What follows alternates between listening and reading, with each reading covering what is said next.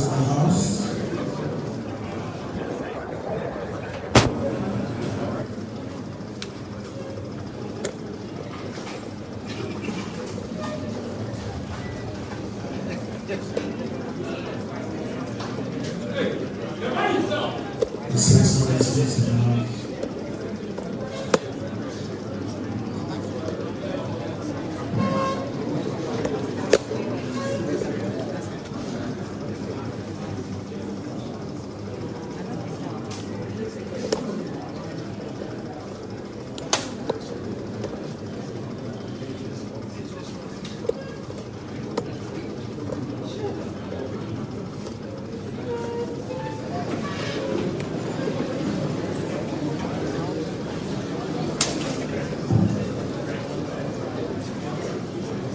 Good evening, distinguished professionals. You are all welcome. First of all, I want to apologize for the late start of the program. My name is Dr. Dennis Ado. I'm part of the committee that put this together. Without wasting time, we'll call Reverend Father Mcbrown to come and give us an opening prayer and we start the program. Thank you. Shall we pray? Another Master, we thank you and praise you for the gift of life. We thank you and praise you for the gift of today. We thank you and praise you for bringing us here safe and sound. We thank you and praise you for our great party. We thank you and praise you for the life of our flag bearer. We ask you to be with us throughout our deliberations, so that with you, everything becomes possible. And that this year, victory becomes ours. We make our prayers through Christ our Lord. Amen. Thank you very much, Reverend. At this point, invite Prof. Mensah, who is the chairman of the committee that put this together. He's also the CEO of Confanochi. Shall we give him a big hand?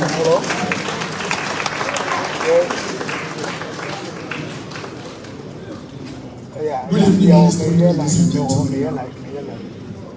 Excellency, Vice President and Flag Bearer of the New Patriotic Party, the Chief of Staff, the National Chairman, Mr. T, distinguished gentlemen on the high table. Again, I want to apologize profusely for the late start. And it's basically because provision had to be made to accommodate a change in schedule of the Regional House of Chiefs. But your decision to wait to meet the flag bearer, for me, is enough testament of your dedication to the development and progress of Ghana. I made this point earlier on, that if there are any group of people in this country whose inputs, suggestions, and reasoning are important and needed for the forward march of this country, it is you, the professional groups.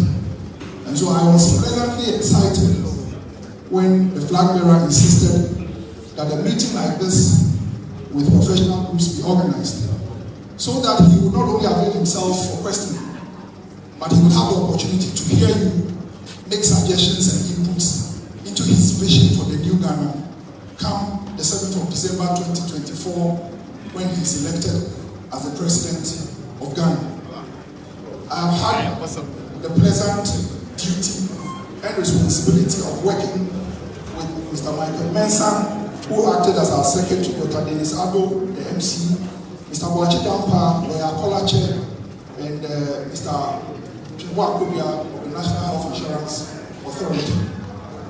Presently gathered here, Your Excellency, the Ghana Bar Association representatives, Ghana Journalists Association, representatives of the medical physicists, the Teachers Wing, Ghana National Association of Teachers, Concerned Teachers, NAGRAT, UTAG from Amstead, UTAG from KNUST, TUTAG from KST, GRNMA, that's the Ghana Registered Nurses and Midwives Association, workers from the National Health Insurance Authority, and then members of the Ghana Institute of Surveyors. We are pleased to have in our midst the Vice Chancellor, the Pro-Vice Chancellor of KST, I will crave your indulgence for us to invite them to occupy these 2 seats that are here. The Vice Chancellor, Pro-Vice Chancellor, please.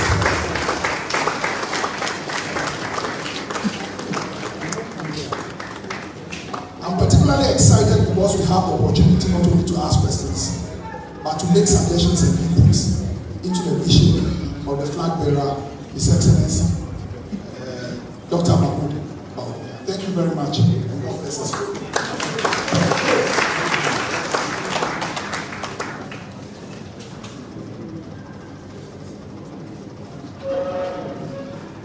Thank you so very much.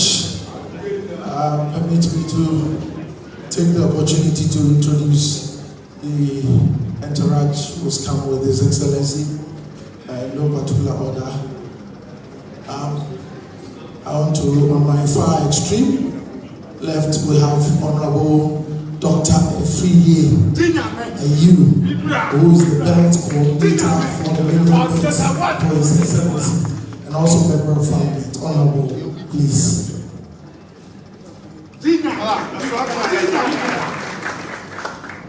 Please, would also kindly acknowledge Deputy Majority Leader and Honorable Member of Parliament from Asokwa, Honorable Patricia DJ, please acknowledge. We also have Honorable Nana Kojo Nsafwa Koko, please acknowledge him, please. We also have in our midst the Deputy Campaign Chairman, Honorable Fred Owari, please acknowledge him. We also have Ambassador Edward Watting here, please acknowledge him. Please, let's proceed to acknowledge the Deputy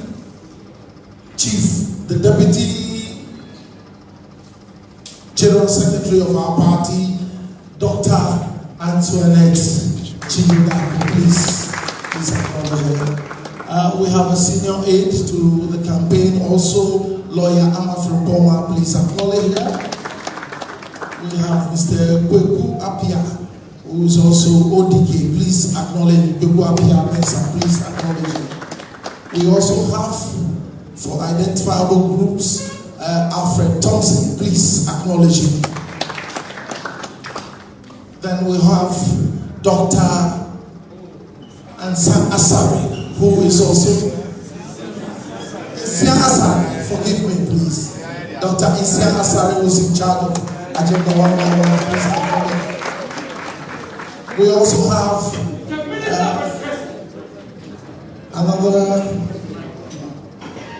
we have in our midst the Minister for Chieftaincy and Religious Affairs, Honorable Asokwa Stephen Asokwa. Another senior member of the campaign, Mr. Opongyo, please, let's acknowledge him, please. We also have in our midst the former General Secretary of our party. He is also a senior aide to the campaign, and His Excellency, Honorable Engineer Partner Agent. We have in our midst the Member of Parliament for Swami, and also the Minister for Parliamentary Affairs, the one and only Honorable Chairman Samuel, please. Honorable Chairman Samuel, please. Acknowledge me. Thank you. I also want to proceed to acknowledge the Ashanti Regional Chairman himself, the one and only Chairman,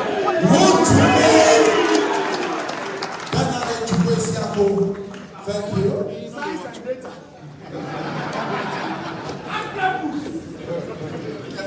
Permit me, the new patriotic party, the entire party, the chairman of the party himself, Mr. Stephen Inti, please acknowledge him.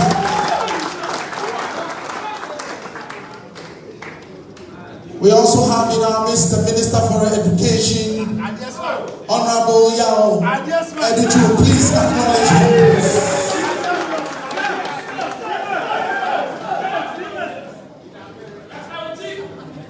Then the one and only mother has manu, the chief of staff of the Republic of Ghana.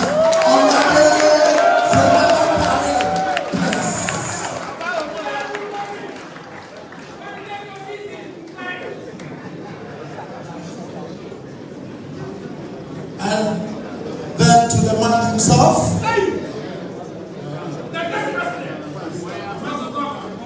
a very, very humble man, very friendly, firm, solid.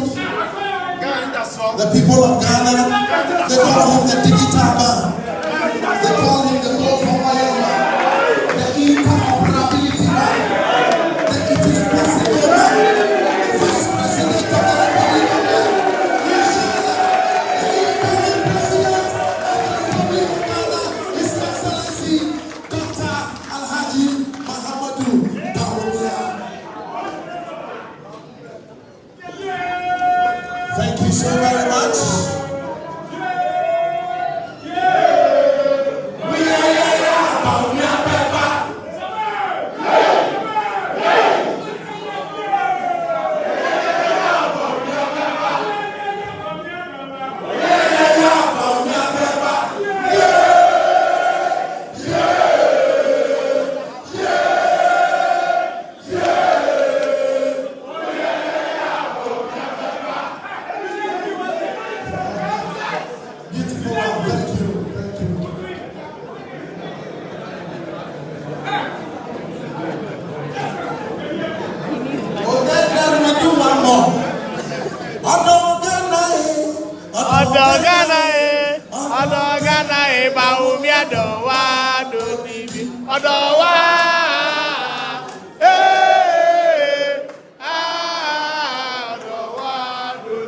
Thank you.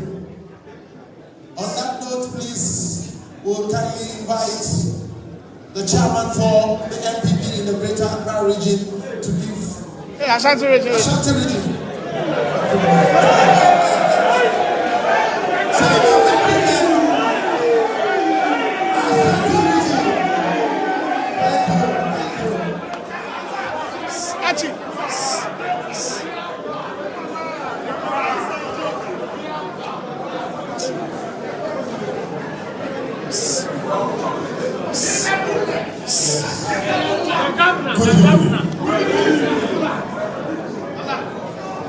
Your Excellency, the Vice President of the Republic of Ghana, and the flag bearer of the new Patriotic Party, and the leader of MPP.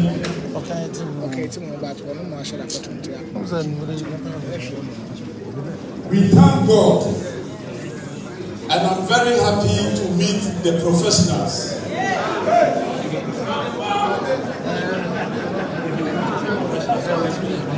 Any country who want to develop, you need the professionals. You need the pieces of advice from the professionals. And I can say Ghana is changing. And the Ghana we are having now we can see that we are doing roads. There's a total buildings in everywhere. But we cannot do it. You are lucky. I remember when I was in Prempeh College.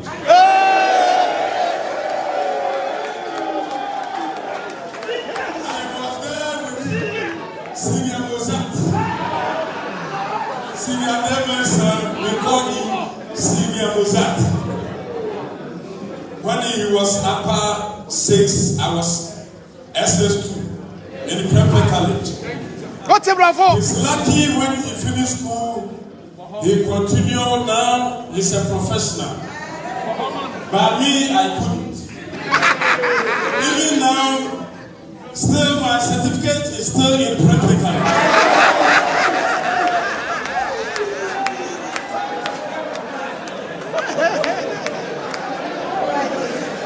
So all the time,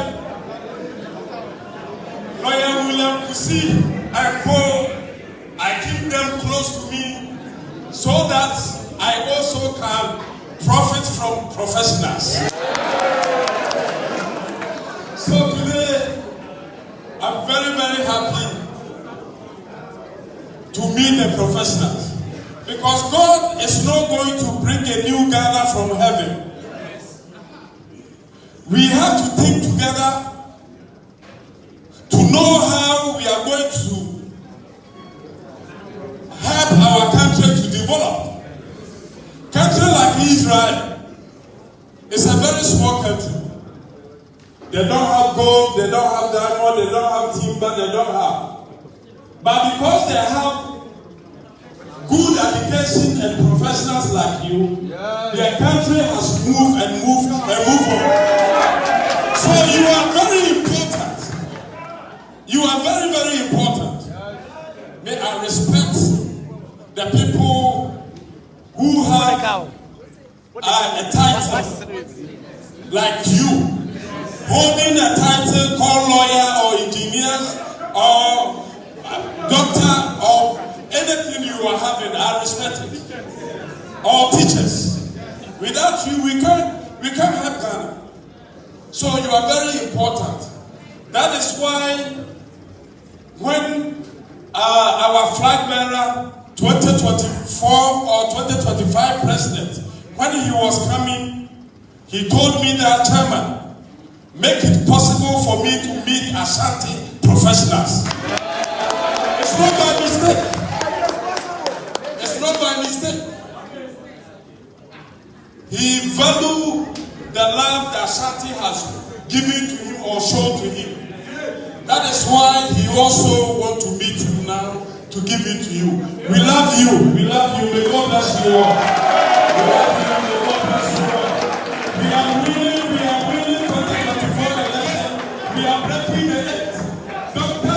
Bawumia will be the first Muslim, will be the first Northerner in NPP to win or break the eight. May God bless you. May God bless you all. We love you. We love you. I respect you. Amen. Some people look for the chairman. The one and only chairman to me. And as the chairman said, professionals are the nation builders. And that's why when the vice president was coming, he insisted that we meet the professionals. The chairman also tasked us to put this committee together to deliver for all of you to be here. So we appreciate your presence and thank you all for coming. At this juncture, I want to invite the coordinator of the campaign for the entire Middle Belt, Dr. Nana Ayu, a free lady.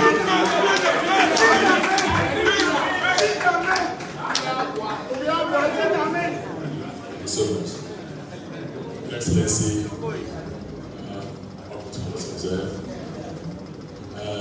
colleagues, friends, they are going to provide the country. Professional platform. Basically, Your Excellency is here. We're going to have very good interaction among ourselves. Just like Chamawu Tumi said, he was clear in his mind that we cannot complete the program without him meeting professionals. He was so clear in his mind. He has some sort of affection or addiction for professionals. Probably he came from the academia, so you can see that soft spot. He always hammers it so hard for us. We have served him this, and it's to create a platform for us to deepen our relationship. It is for us to ask questions in terms of understanding of where we are. You understand what is inflation, you understand what is bank bonds, we do understand what the difficulty the economy is coming through, by no fault of ours. You understand what is an act of nature. You understand what is spending to save lives. Lives that does not go into what we call fixed assets. But we in the health economics, we believe in Grossman model. investment in the human health is definitely going to be an investment in capital based upon what model you are running. But then if you spend to save lives, and you don't have a lot of people dying, and we survive an economy that went through recession, because if your GDP is run below the long run trend for about two continuous points, then you're in a recession actually. And God saves us through 2019, 2020, 2021. We need to be frank about this. We need deep-minded people to take us through. And you can all attest to it that the system, the figures are getting better. Those days when the figures were getting down, they said we were cooking the figures. But when inflation went to about 54%, nobody said the figures were cooked. We have people who tell lies with the economy so that the IMF will set our gas. We don't believe in that. We believe in understanding that we were hit by nature. And you myself will understand that before we were hit by nature, we were doing well. We were doing well. We were doing well. So are we going to part away because of the difficulty we've gone through and the fact that we are weathering the storm? And that is why Excellency fits in to be the president at this time. Because he showed with his conviction that going into about the next year with the direction of the economy and he taking over, obviously, knowing where we were and where we came and where we are coming up gradually, he has a feel and understanding better than those who think they could have. One way or the other, act of nature hits us. 2018 did. MPP, whether we are better managers of the economy or not, we get to be the people who external short meters the most. Probably sometimes also their elections. Maybe it's divinity. But the master brain behind the solutions is here. At this point, you need an economist, a professional, who understands where we are and can walk us through the valley of shadow of death. As we fear no evil. And that is where we have to make wise choices. That is why you don't have to give up. Others can give up, but you don't have to give up because you can read, you can understand the global situation. Ghana is not out of context. Ghana cannot be out of context. So at this point, we've come to have very good discussions at home. And in the middle belt, I'm here for you. The regional chairman is in charge of the campaign. I work with him. Any difficulty, you reach out with him, you reach out with me, I'm there with you, and for the boss, he's talking to us every second. Let's build a stronger friendship and foster a closer relationship, and in God I trust. With Bawumia, trusting in the Lord. It is possible. Thank you so much. So, Dennis, so you open up for the question. At this point, since we are very professionals, we want to invite our former General Secretary, Engineer Campaingn to also say a few words. He's also a professional engineer. Thank you very much. Your Excellency, permit me to stand on existing protocols. I feel very humbled and proud to be amongst my colleagues, professionals. I'm really excited about the energy in the room and the fact that these great many minds have stayed in this country and worked hard for this country despite the difficulties that we face as a people. It's quite clear that we can all help Dr. Bawumia usher in a new chapter in Ghana's life. It's all about how we are dedicated to the values as a people, how we can recalibrate our values, our thinking, our determination to work for the collective. Look at the energy in this room. I feel assured that Ghana is in your safe hands. We need to lead the people, share our passion for our country, our dedication to our flag of Ghana, and of course everybody needs to be compensated properly. But the likes of you, who who have decided to stay in this country and work hard as professionals. We are the examples to show to the rest of the country that it is possible to be able to change our country. I have very strong confidence in the leadership of a man who has such high personal integrity, humility, vitality, ideas, intellect, and I do believe with him we have a chance to change this country, bring about ethical society, ethical work, values of our country. And as patriots of this country, it is those values that are going to animate what we do going forward.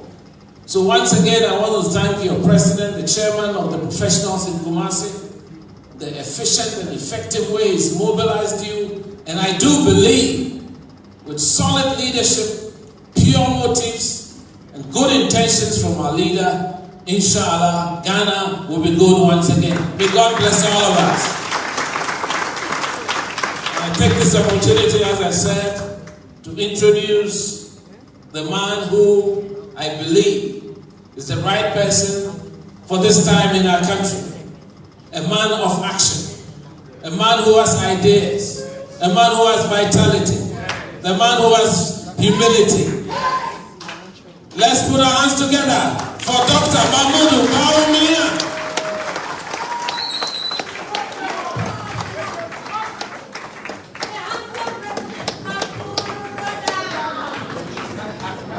Thank you. Thank you very much, Governor. I really appreciate it. Madam Chief of Staff, Ministers of State, Members of Parliament, my good friend, Professor nkansah, our regional party chairman, national party chairman, very good senior aides who have accompanied me here, my fellow professionals. I still consider myself a professional. I'm very happy to be with you this evening. I have been going around the country, and this is the 16th region that I am in this first round of campaigning. And I sort of I'm looking for all the ideas that I can get as I put this manifesto together. And so I insisted that this meeting should be organized so that we have a chance to exchange ideas and I get a sense of the feeling, because wisdom doesn't have one person having it. We have it all over. And I know that as professionals, you eat, sleep, and drink every day about Ghana's problem. That is usually what we go through. We are always thinking about problems, analyzing problems, and proffering solutions to problems across. So I know you have thought through many issues. I want us to have an interaction, so I'm hoping that I don't go too deep in terms of length of time, so that we have some time to have a little bit of interaction, that I can respond to some of your suggestions and your questions. Fundamentally, I have generally been focused since I became vice president on trying to put in place certain foundations, certain pillars for this economy. Foundations that were not there since independence. In fact, 14 years ago, I took some time off to be a visiting scholar at Oxford University in the UK. And when I was there, I wrote a book on economic development, basically looking at Ghana and actually Africa and Ghana. And in that book, I was focusing on the things that as a continent and as a country we needed to be doing. And nobody will tell us to do those things. If we didn't do it, we'll continue. So I talked in the last 2 paragraphs of that book about the unwritten rules of the game, basically saying that internationally we are in a competitive game. Let us make no mistake to think that any country is giving us charity, because every country is competing with us, and every country wants to win that game. And so they will only give us charity to the extent that we don't come to defeat them in the competitive game. So when you are in this game internationally, of the game of international development, if you decide to enter the field and don't have a goalkeeper, your opponents will not tell you that you don't have a goalkeeper. They will keep scoring the goals. And you have to make up your mind that you need a goalkeeper. And these, for me, I said, were some of the unwritten rules of the game. This was before I became vice president. Of course, this was 14 years ago that I published this particular book. And so I was raising the basic issue that the world is moving into the 4th industrial revolution. We are moving into the digital age, the world of STEM, the world of robotics, the world of AI. It is inevitable that this is the direction that we are going into. And so countries such as Ghana need to get ready. Nobody, at that time I was writing, I said, nobody is going to come and tell you to have a national ID card. We've not had it for 60 years, and nobody was going to come and tell us. We had to make that decision to have a national ID card. Nobody will tell us that we should have an address system. But you know that no country can function in the modern world without an address system. You go to the US, go to the UK, any advanced country, and collapse their address system. That country will stop immediately, because everything revolves around address systems in the economy. And so if you don't have addresses, those economies cannot function. And so I came to government with the mindset, and this is what I set out in the book at that time, that we can do virtually what every advanced country has done. It is possible for us to even do better. And so I want to move, because for the longest time, we stay with problems and problems and problems, and we don't solve the problems. We go around the problems, but we don't really solve the problems. And so my view was that we can be like a South Korea, we can be like a Singapore, we can be like a UAE, Dubai, we can be like Estonia, all these advanced countries that have made it recently. Ghana can also be like that, and it is possible for us to do so. And so in that context, I think that fundamentally there are things that need to be in place. How do we become like a South Korea and all of that?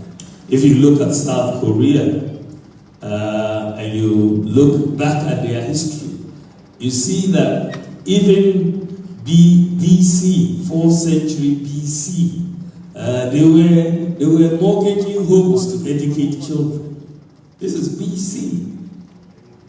South Korea, they took education that seriously that people were mortgaging their homes to educate their children.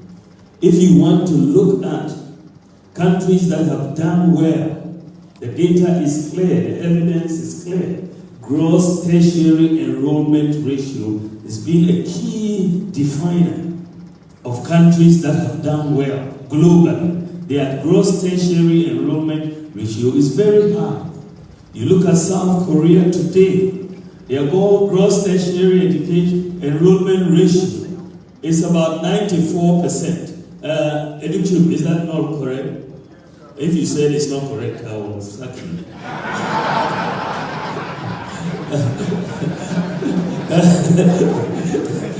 I'm just joking. But the bottom line is that they have a gross tertiary enrollment ratio of about 94%. That is high, right? From people moving from senior high school into tertiary institutions. That's very, very high.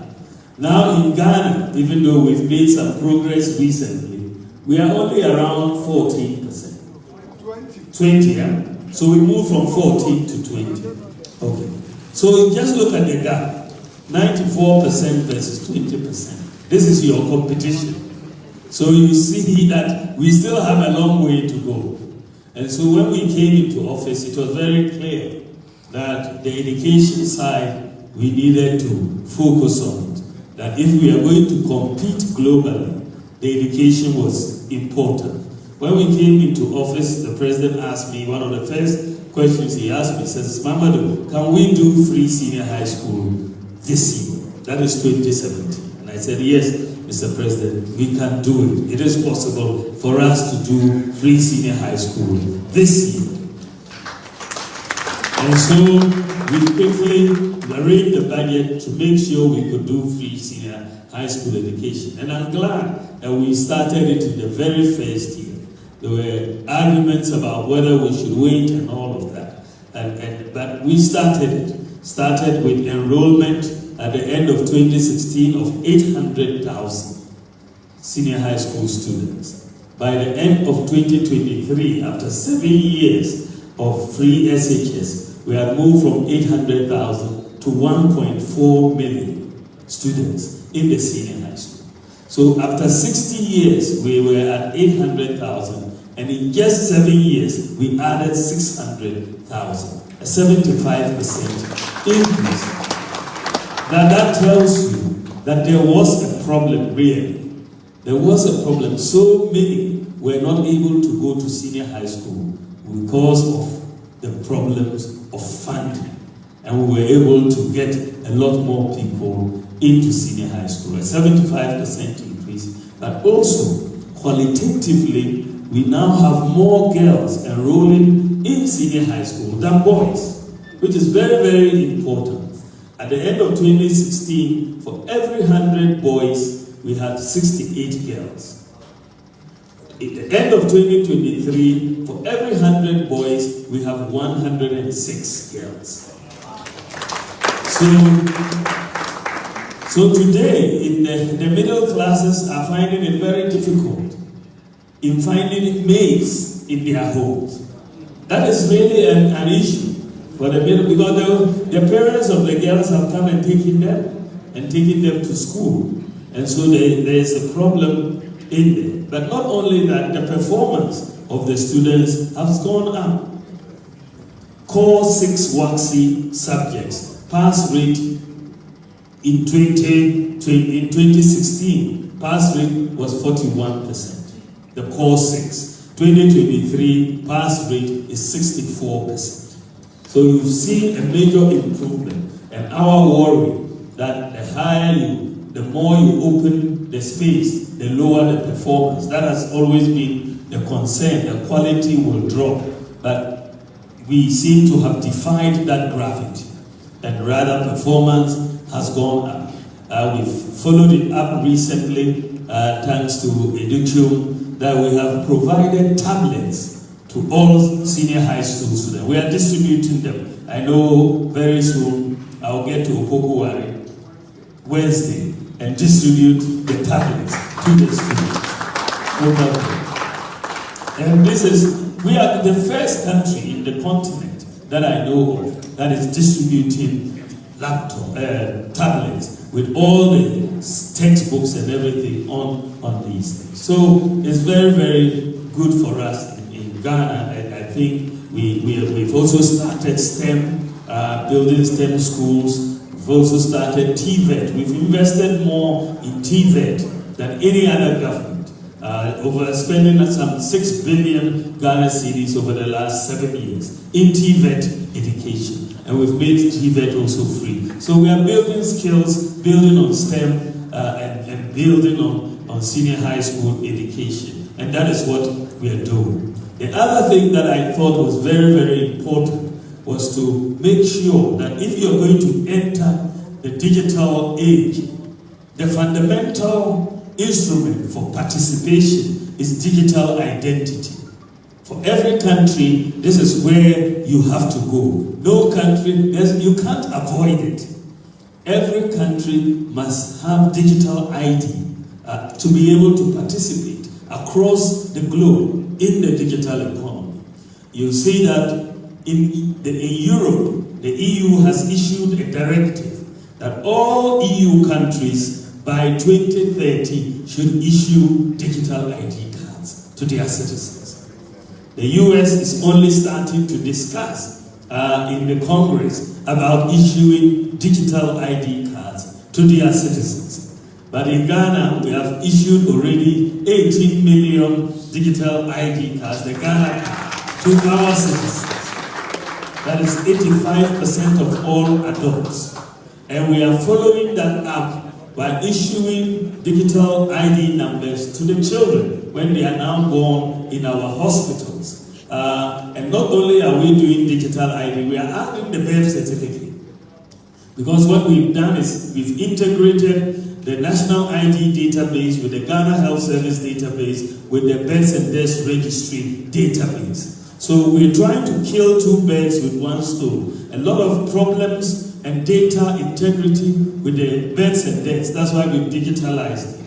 A lot of problems, of course, which is new with getting the children Ghana card IDs. Abroad, of course, when they give birth to a child, they give them an ID number from birth. So we decided to kill two birds with one stone with that integration. So today, if they give birth to a child and you take that child to the weigh-in, at the weigh-in, they will send the details to the NIA and also to the Births and Deaths Registry, and you will have returned the child's Ghana card ID number and the birth certificate number at the same time. At the same time.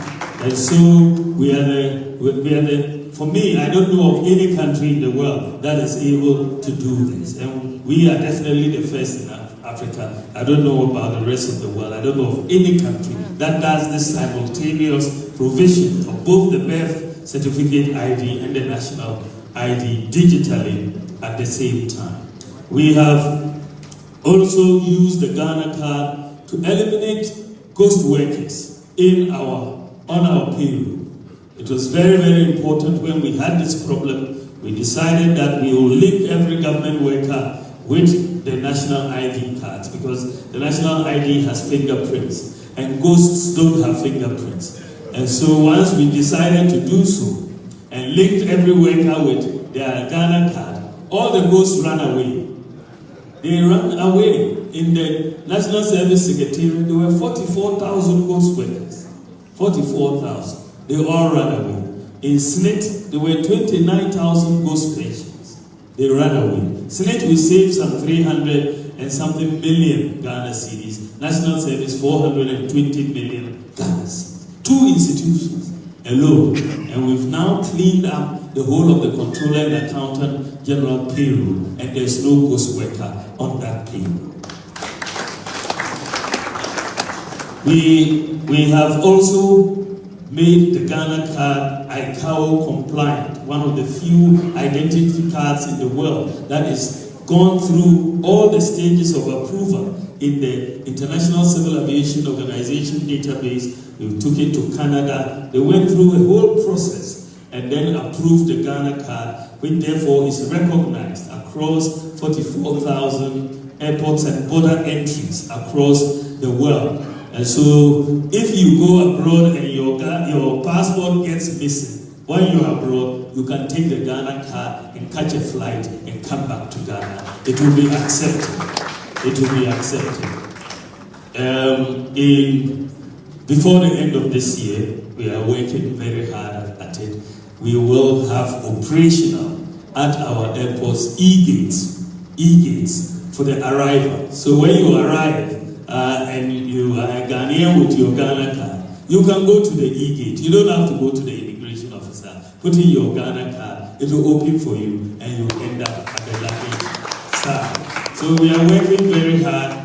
I said we needed a digital address system. We put in a digital address system. So now you can find anywhere in Ghana. Every location has a digital address system. We're the second country in the whole world to implement a national scale address system. We also have had mobile money interoperability to provide access financially to everybody.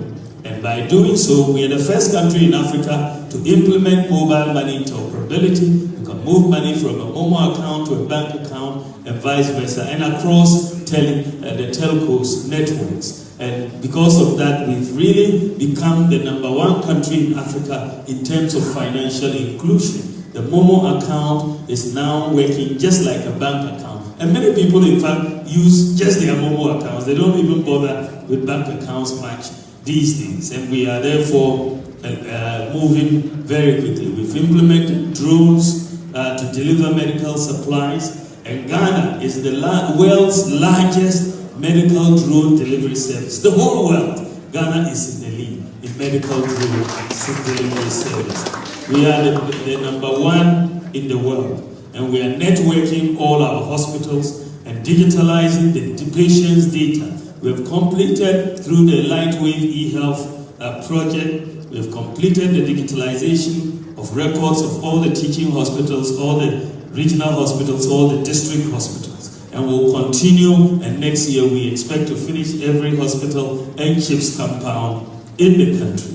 But we therefore, if you will go to any district hospital, you just need to give your ID number and you'll get all your medical data. If they transfer you from Manswe Dubia to Comfort Nochi, you don't need to bring your folder. You bring your ID, they'll put it in there, and you have from Wa to Kolebu. You don't need to take your folder. Take your ID, you put it in there when you get to Kolebu. They will see all your medical records and all of that. So we're moving in this area. You can renew your national health insurance on your mobile phone. You can also buy electricity on your mobile phone. And so we are really becoming part of this digital world and all of that. So those are some of the pillars that we are putting in place to transform this country and make life much easier for our people. Of course, we've brought in ideas on one constituency, one ambulance, agenda 111, Zongo Development Fund, or Goal for Oil policy. All of these free dialysis for people and sufferers under 18 and over 60 and so on. So we've done quite a bit. In my position as Vice President, we've been able to do quite a bit, and I've been able to support the President to do quite a bit. Of course, it doesn't mean we've done everything. There's a whole lot that we have yet to do. And there are still many challenging issues in the country that we have to face. But comparing us to the former government, really, there's like night and day. We can, without any fear of contradiction, tell you we have outperformed them many, many times. But they are not the standard for us. We have a higher standard. I'm looking at what is happening in the advanced world, and I want to catch up with those in the advanced world, not with the NDC. The NDC is not the standard. We want to catch up with the advanced world. We have done better for them and will continue to do better than them. But I want us to reach a different level. The vision I have for Ghana is a vision where we really transform agriculture, that we really invest in agriculture and make sure we have large-scale, commercial, technology-driven agriculture, mechanized agriculture. I also believe that we should move our electricity generation from a dependence on oil and gas to a dependence on solar power and other renewables. That is where we should go. And And so I want over the next 4 years for us to bring in a solar generation capacity of 2,000 megawatts to add to our generation mix, to add to Akosombo. That will 2,000 megawatts is more than half our consumption. So if we add that to Akosombo, we believe we can reduce the cost of electricity by at least 50%. And that is where I am heading now, because the cost of solar is is going to be around 7 cents per kilowatt hour. And I believe that will be very, very helpful. And if you add that to the Akosombo, we will change the system. But I want us not just to import solar panels to build this 2,000 megawatt capacity. It's going to be really huge. We want to set up the factories here to manufacture the solar panels that we are going to use and then export them. I believe also that I want our government, by the grace of God, to move a lot away from the social interventions and move towards business to the private sector and try to empower the private sector. I believe that government should create room by reducing expenditure and giving that to the private sector to do. The private sector, of course, has a profit motive. That if you give them those incentives, and this is what happens in most of the advanced countries, that the private sector is responsible, whether it's for roads, whether it's for construction of other things. You give the private sector the incentive.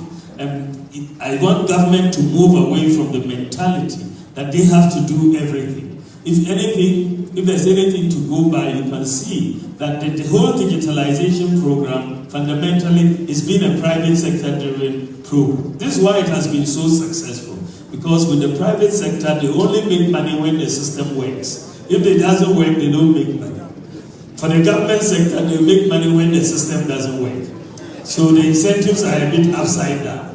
And so I want the private sector to do a lot more. Let us reduce government expenditure by 3 to 5% of GDP over the next 4 years and allow the private sector to do it. If I want to build prisons, I can allow the private sector to say, I will rent these prisons from you, build them. For the next 20 years, I'll rent it from you. You see how quickly they will build expanded prisons in Ghana. If I want to buy buses for schools, I don't have to look for money to buy 700 buses or 800 buses. I can just say to the private sector, supply 700 buses to the schools and I will pay you every month something. I don't have to look for a whole lot of money. So the burden on the budget will come down and we will have more jobs created, projects will be completed, even dining halls and other infrastructure. The private sector can provide them. You go to Tech, you go to Legon, the hostels are private sector provided.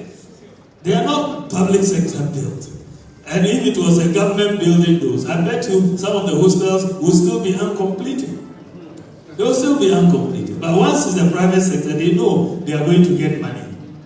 Once the government gives an off-taker agreement, banks will be prepared to finance them. And so I want us to shift some significant spending away from government and create space and allow us to complete a lot of projects. I want to also change the tax system in Ghana. I want Ghana to move away from the current tax system to a flat tax system. A flat tax system is easy and it's easy to comply with, it's easy to enforce, and it's easy to calculate for all of us. I had a team that looked at this very carefully. We saw that the most tax competitive country in the world for the last 10 years in a row was Estonia. And so we went to Estonia, took a team to Estonia, looked at it. They have a flat tax system, and this has worked very well. And I think it will work very well for Ghana. Very much like the way the churches are charging tithes, right? And this is very simple. If it's 10%, it's 10%. Everybody knows. Right now, businesses and GRA are locked in battle. They will bring tax assessments that they don't understand, and then there is a problem. So I want us to move, by the grace of God, next year to a flat tax system and to enforce that flat tax system in terms of the beginning of it, I want us all to start from a clean slate. And therefore, next year, I'm going to offer, by the grace of God, a tax amnesty to all businesses and all individuals. And we will all start from ground zero.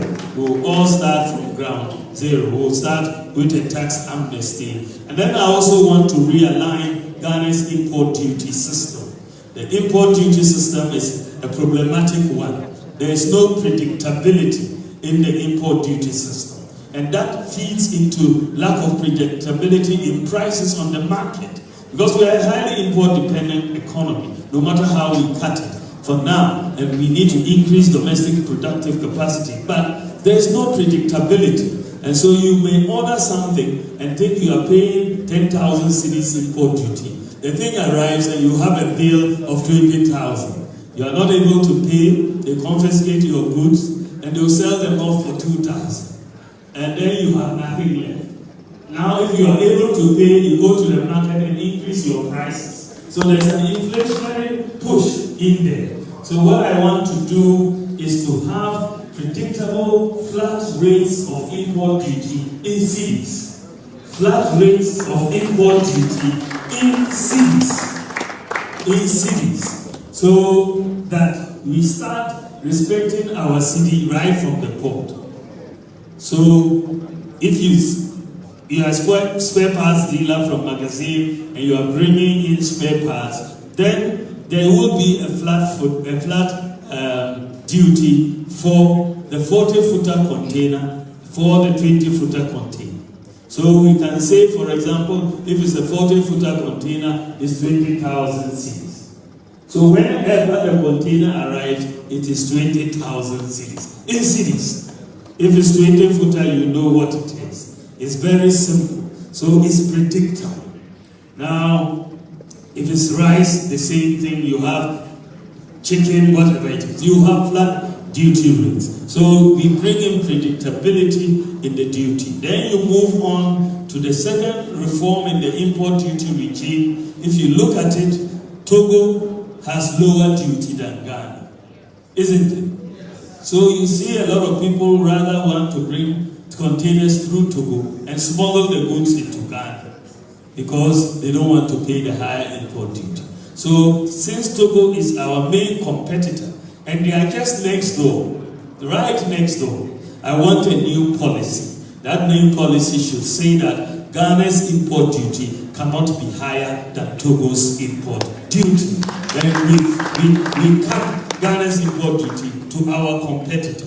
Then the smuggling will stop and there will be no incentive to send the goods through Togo and we will bring them through Ghana. The next major reform I want to bring into Ghana is to transform Ghana from a cash-based economy to a credit system. You see, in the advanced countries, almost everything you can get on credit. In Ghana, everything has to be cash. You want to build a house, you have to look for cash. Buy a car, look for cash. Buy TV, look for cash. So the burden on the worker in Ghana is very high. If they pay somebody $1,000 in the US, they can consume goods up to $10,000 and they will be paying little by little. In Ghana, if they pay you 1,000 cedis, you don't even reach half the month and your 1,000 cedis is finished. You have no way to extend your consumption possibilities. It becomes a problem.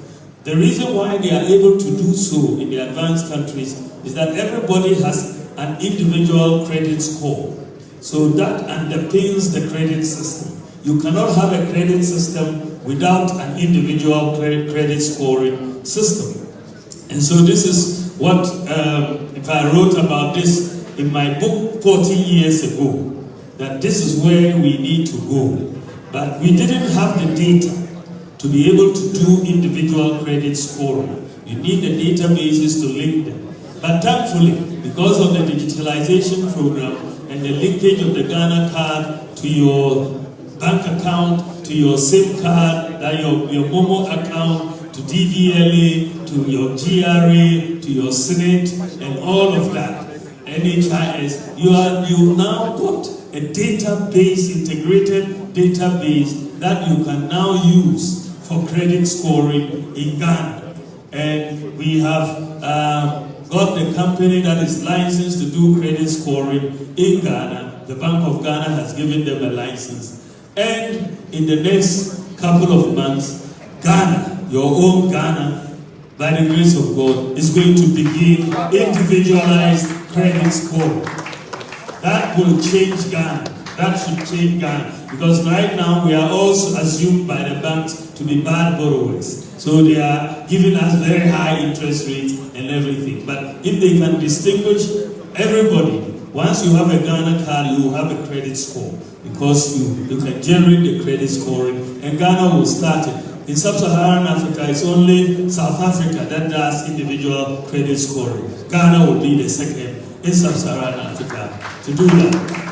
And once we do that, we will start to move the economy fully from a cash base to a credit system base and all of that. Another area I want to get done is digitalization of land registration and title transfer. That is a major source of problems in Ghana.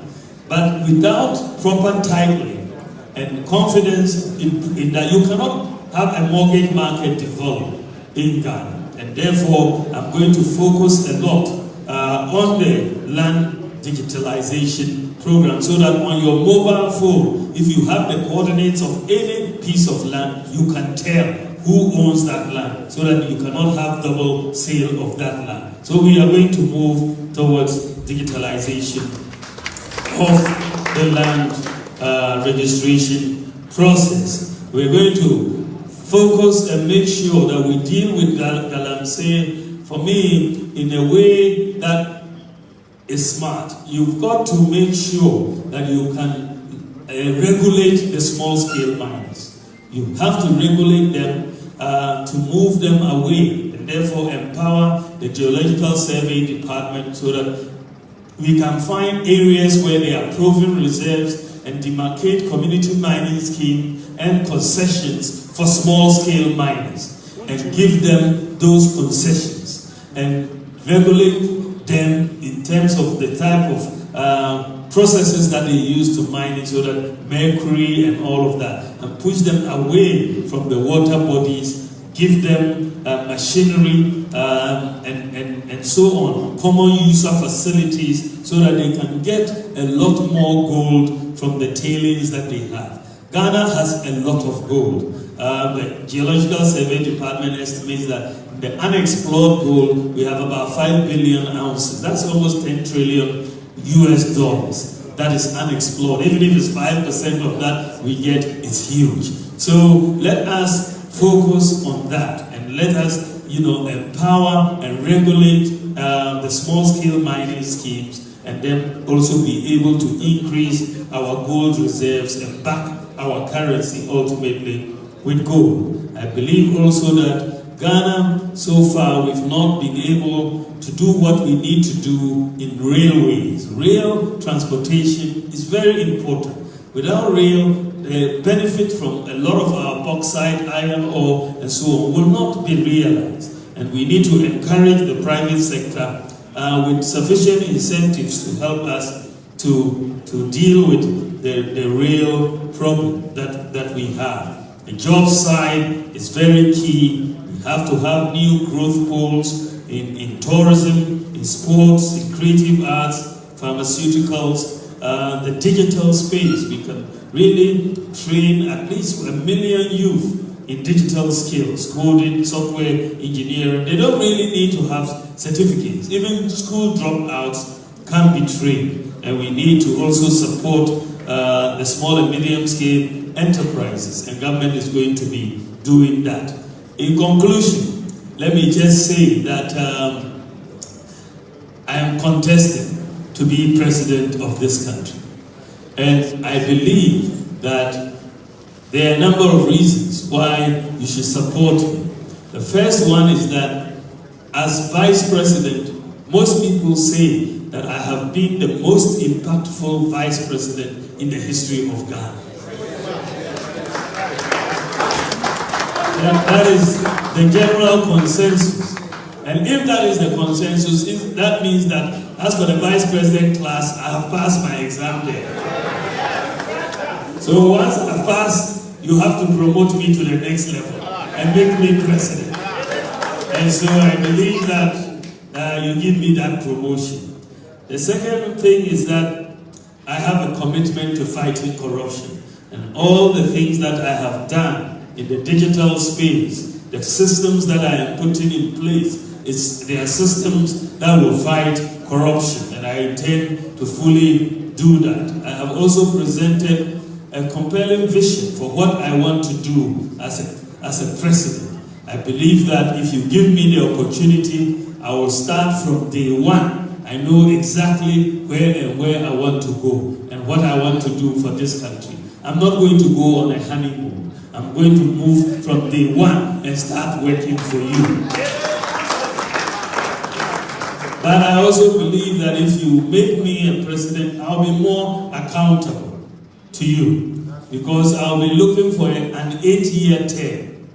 An 8-year term means that you are first going to give me a 4-year term. It means I have to work very hard to justify your giving me another 4 years. And so I'll be more accountable. I'll come back to you and say, this is what I have been able to do. And then you can renew my license and I'll drive the vehicle and go forward. So I believe that my main opponent only is looking for 4-year term. That means immediately you give it to him and he goes on his honeymoon and comes back, you will see him again. There will be no accountability. For me, you will get accountability. And so you should give me to somebody who has that frame of mind. The other reason why I say you should look out to voting for me is that the world is moving into a digital age. And I believe that as president, I am the best person positioned to take Ghana into this digital age. And I want you to support me to get there. Thank you all very much for listening. God bless you.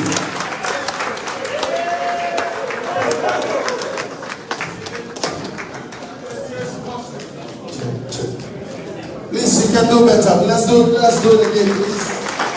Let's do it again for His Excellency. Wonderful presentation. Brilliant presentation.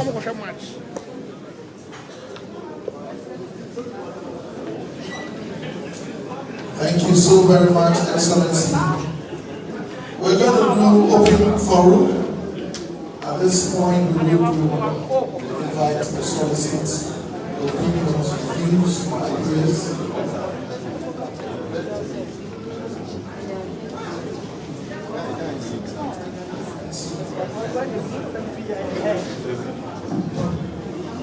Kindly just have a seat. We'll come to you.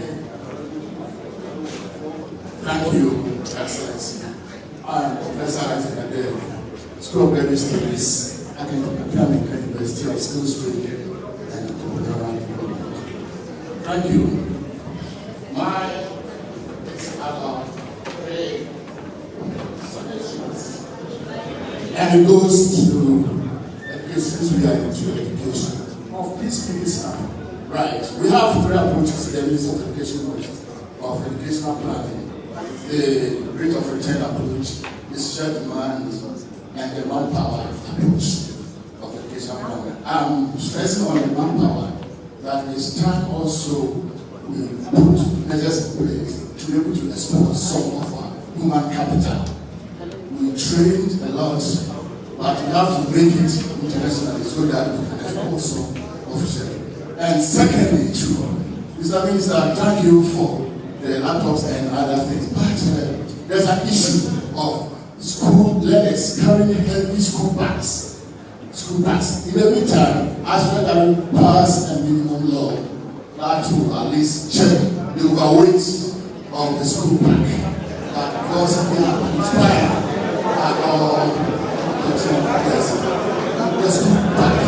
Let's pass the minimum law. And actually, I'm glad to hear that you have some hopes on the government space. I did development studies at Amsterdam and studied development studies at University of Sussex, right in England. It was all about amateur singing and reading of Princeton, etc. So respectfully, on behalf of Amsterdam Social Studies students, we will appreciate if you can just give us about 100 copies of your book as a compliment so that we can study for our development studies. Thank you very much and God bless you. Ladies and gentlemen, shall we please restrict our questions to one per person? And please let's make it very smart so that we have many more people having the opportunity to ask questions. Thank you. Yes, my name is nkansah. Doc, I know you are beautiful stars of doing things, and you did indicate that coming into office, you start right with prosecuting your identification. Now also an appeal to if you can consider another department to be your so that be in the area of education. Is also digitizing education service. My question is simple.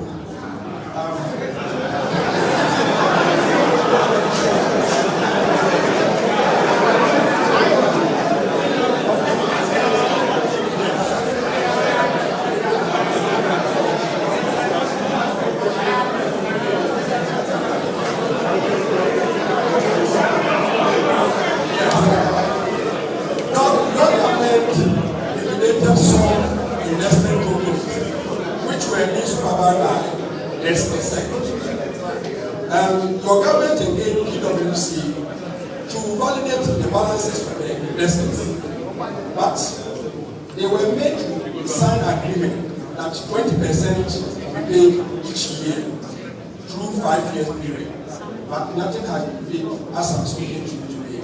What we need done about it so that your digitization agenda will come to fruition.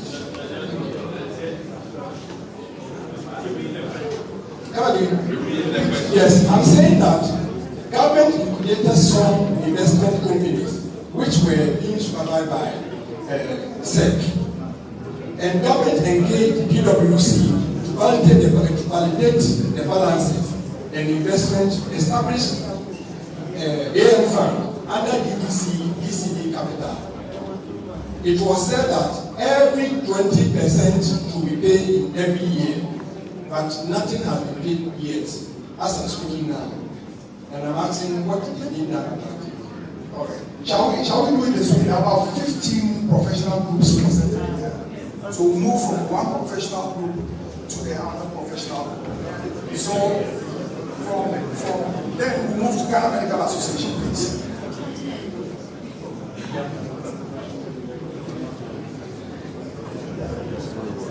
Thank you very much. My name is Likee, representing the Ghana Medical Association, and we are here for us. We have two questions, and for this I will obey the instructions of my CEO because we cannot. We will deal with the consequences later when we